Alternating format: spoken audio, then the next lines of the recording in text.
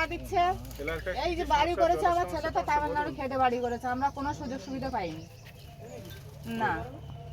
আমরা সেটাও জানি। আসুন একসাথে আমরা লড়াই করে হিঙ্গলগঞ্জটাকে আমরা ভারতীয় জনতা পার্টির হাতে আমরা সঁপে দিয়ে আমরা হিঙ্গলগঞ্জকে বাঁচাই, হিঙ্গলগঞ্জের মা বোনকে বাঁচাই।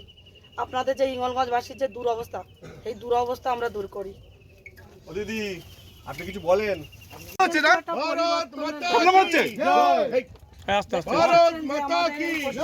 কিভাবে নারী জয় জয় শ্রীরাম, জয় শ্রীরাম, জয় জয় শ্রীরাম, ভারতীয় জনতা পার্টি জিন্দাবাদ। भारत माता के ফ্ল্যাগ গুলো নিয়ে আসেন, পিছনে ফ্ল্যাগ।